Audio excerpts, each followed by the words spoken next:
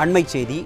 கடலூர் மாவட்டம் விருத்தாச்சலம் அரசு கொளஞ்சியப்பர் கலைக்கல்லூரியில் சுமார் 30 அறைகளில் கண்காணிப்பாளர் இல்லாமல் மாணவர்கள் பருவத் தேர்வு எழுதி வருவது ஸ்டாலின் அரசின் உயர்கல்வித்துறை மீது பல்வேறு சந்தேகங்களை எழுப்பியுள்ளது. இது குறித்த கூடுதல் விவரங்களை செய்தியாளர் தமிழர் தளபதி வழங்க கேட்கலாம். வணக்கம் தமிழர் தளபதி, விவரங்கள்.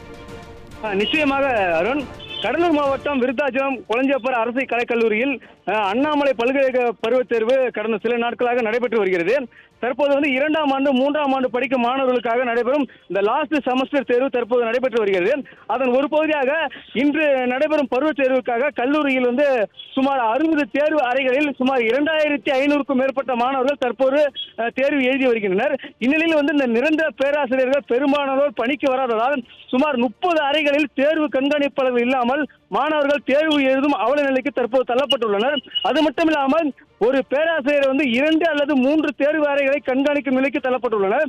அதாவது இந்த விருத்தாச்சலம் அரசு கொளஞ்சியப்பர் கலைக்கல்லூரியில் 155 நிரந்தர பேராசிரியர்கள் உள்ளதாகவும் அவர்கள் பெரும்பாலும் பணிக்கு வராத காரணத்தினால் தற்போது தேர்வு அறையில் கண்காணிப்பு இல்லாமல் தேர்வு எழுதும் அவல நிலைக்கு இந்த ஸ்டாலின் ஆட்சியில் அரங்கேறி வருவதாக புகார் எழுந்துள்ளது.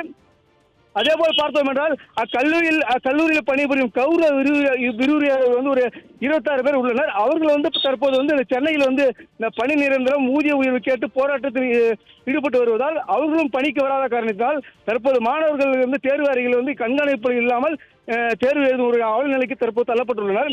இதனால் ஒரு மாணவர்களின் கல்வியில் தரத்தில் பாதிப்பு ஏற்படும் எனவும் இந்த விடியா ஆட்சியில் மாணவர்களின் கல்வித்தரம் கேள்விக்குறியாகிவிட்டதாகவும் இது குறித்து இந்த ஸ்டாலின் அரசின் உயர்கல்வித்துறை உரிய விசாரணை மேற்கொண்டு அந்த சம்பந்தப்பட்ட கல்லூரி தாளாளர் மற்றும் இந்த தேர்வுக்கு வராத பேராசிரியர்கள் மீது உரிய விசாரணை மேற்கொள்ள வேண்டும் என்று ஒரு கோரிக்கை எழுந்துள்ளது. அருண்,